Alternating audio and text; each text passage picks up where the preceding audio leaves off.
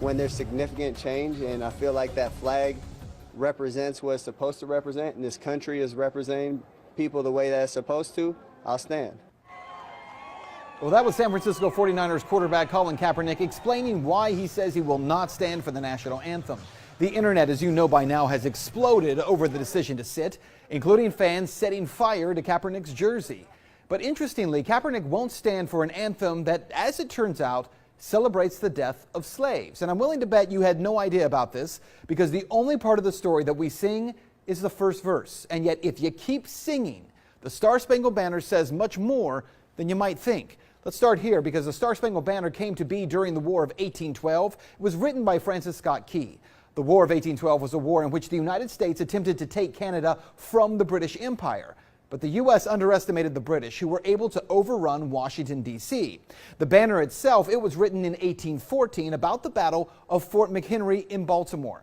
But as explained in an article by The Intercept, one of the missing parts of history is that part of the reason the British have been so successful during that war was their active recruitment of American slaves.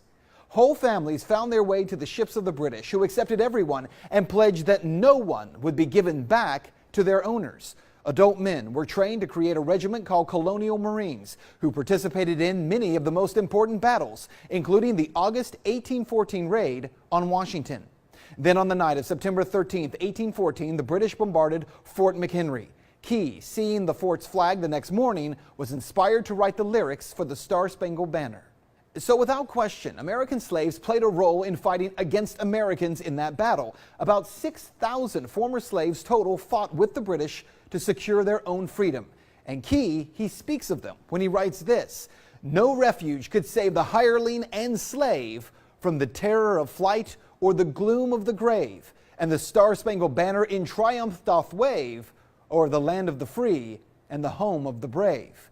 Which candidly turns the anthem as we know it on its head. See, for those slaves, this was not a land of the free. Reality check: during the War of 1812, there actually was one group fighting for their freedom. And the Star-Spangled Banner celebrates America's triumph over them. There's a lot of things that need to change. One specifically is police brutality. There's people being murdered unjustly and not being held accountable. Cops are getting paid leave for killing people. So what you need to know is that for all the outrage over Colin Kaepernick, let's end here with a question. In 2015 alone, 102 unarmed black men were killed by police nationwide, and hundreds have died every year.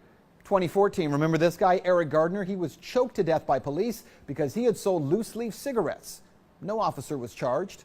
12-year-old Tamir Rice in 2014, he was shot to death within 2 seconds of officers arriving on the scene while holding a toy gun on a playground in Cleveland. And no officer was charged there either. Even this year, 2016, Philando Castillo, he was shot to death in Minneapolis. He had a concealed carry license.